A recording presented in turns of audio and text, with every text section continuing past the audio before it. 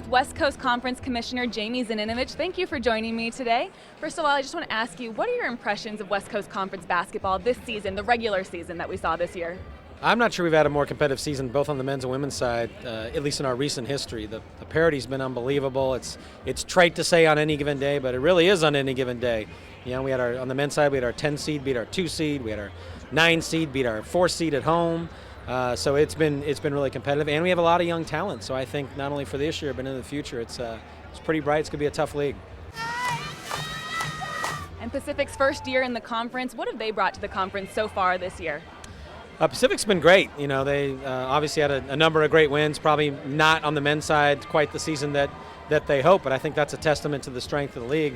On the women's side, they lost one of their best players early and finished in the top 3 on the women's side. So Pacific's been great. What I love about it, one of the things is sort of bringing back those Bay Area rivalries. You know, we have that 4th Bay Area team, Pacific, St. Mary's, USF, Santa Clara. There's such great history there, and getting back to that for me I think is really neat. It's what college athletics is about. And they also round out the conference with 10 teams, giving us a different format for the tournament this year.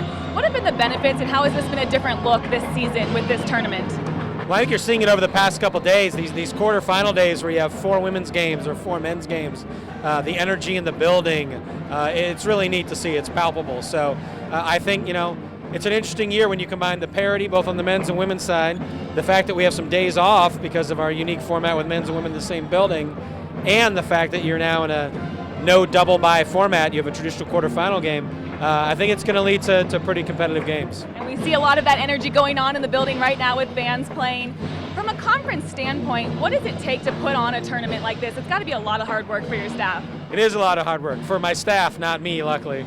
But me at Brickhouse and Moni Graff and Lynn Holzman and everybody involved. I mean, you know, we started with 16 teams here, 8 men's, 8 women's. A couple years we added BYU, it was 18. Now this year it's our first year with 20. That's a lot of student athletes, that's a lot of administrators, and it's really important that we give them a great experience as a meaningful postseason experience for them, and that they walk away from this feeling that it's differentiated and special. And we think about that every day, and our staff works really hard to deliver that. 4 on the clock. Up with the left, no good. She'll try it again and score with 1 second on the clock. And as you assess this tournament so far, how do you feel the experience has been for these student athletes in this tournament so far? I think it's been great, you know, from when you walk in the hotel to the building. We talked about the energy, but just the feeling of it being different than a game in the conference season, and the television coverage we have, and our digital network, all those things. I think make it feel special, and you know, you're 18 to 20 years old, that gives you a little energy, amps you up a little bit, and hopefully leads to great performances. And talking about the digital network, this digital network, what has that brought? What element has that brought to the season this year? I think it's great. I mean, it gives us an opportunity, obviously, to go directly to our fans.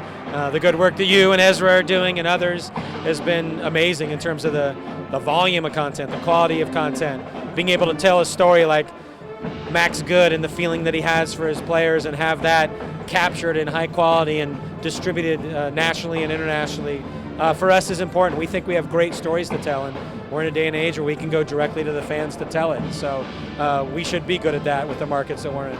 The stories don't end with the basketball teams. The spring sports, we're getting to spring championships soon.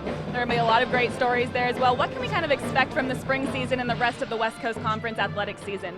Should be as competitive as ever. I know our baseball teams are off to a good start. I know USF beat Arkansas, but a couple other wins over Big 12 teams. Tennis is right around the corner, golf. Spring gets busy for us, but those championships are great because you have all the schools there, and kids are competing in some case in their last experience, so you get inspired performances, and again, it's great to have our own platform to be able to deliver that content to fans of those sports and of those kids. All right, well, Commissioner, thank you so much. It's been a great tournament so far.